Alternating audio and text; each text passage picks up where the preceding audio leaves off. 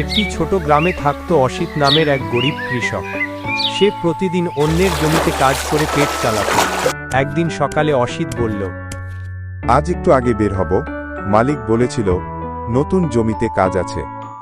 তুমি শরীরটাকে একটু দেখো, এই রোদে কাজ করে করে একেবারে কালো হয়ে গেছো। ফর্সা হলেই কি হবে, পেটে যদি ভাত না জোটে। ভগবান যেন তোমাকে রক্ষা করেন। অসিত সারাদিন জমিতে কাজ করত, কিন্তু ফসল ভালো হতো না। অসিতে হাতে জমিটা তুলে দিয়ে বড় ভুল করেছি। আজই হতছাড়াটাকে জমি থেকে বের করব। সারাদিন শুধু বসে থাকা। এই অসিত, তোদের মতো অলস লোক আমার জমি নষ্ট করে ফেলবি। কিন্তু মালিক, আমি তো ঠিকঠাক কাজ করছিলাম। চুপ, এখনই বেরিয়ে যা এখান থেকে। আমার জমিতে তোদের দরকার নেই।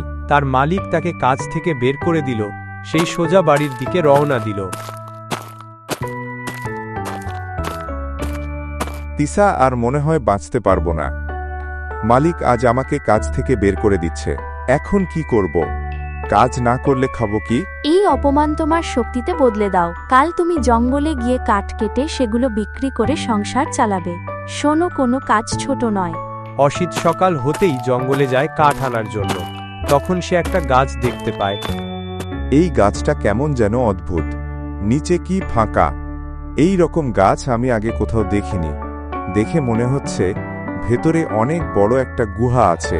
অসিত ভয়ে ভয়ে গুহার ভিতরে ঢুকল। হে ভগবান, এত সোনা গহনা কে রেখে গেছে?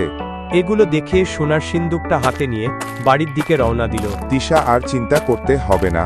দেখো, তোমাদের জন্য আজ কি নিয়ে এসেছি। হায় ভগবান, এটা তো সোনার উপর। কোথায় পেলে?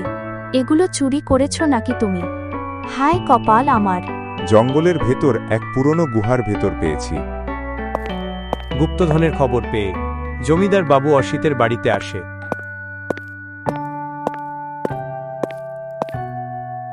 অসিত, তুই বাইরে বেরিয়ে আয়, চোর কোথাকার। নিশ্চয়ই আমার জমির মাটি খুঁড়ে এই গুপ্তধন পেয়েছিস, আবার সেটাকে চুরি করে নিয়ে এসেছিস। আমি কিচ্ছু চুরি করিনি। জমিদার বাবু, আপনি আমাকে কাজ থেকে বের করে দেওয়ার পর আমি জঙ্গলের গিয়েছিলাম কাঠ কাটতে। তখন একটা গাছের গোড়ার নিচে পেয়েছি। জমিদার বাবু থানায় গিয়ে অভিযোগ করে তার জমি থেকে অসিত গুপ্তধন পেয়েছে। তখন পুলিশ অসিতের বাড়িতে আসে এবং ভাইকে জিজ্ঞাসা করে, আপনারা কি জানেন ও এই গুপ্তধন কোথায় পেয়েছে?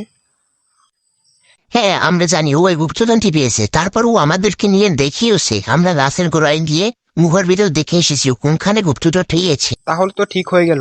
এই গুপ্তধন যেহেতু গাছের গোড়ায় পেয়েছে, এর কোনো মালিক নেই, কোনো কেউ দাবি করেনি, তার জন্য এই গুপ্তধন ওই পাবে, আর কেউ নিতে পারবে না।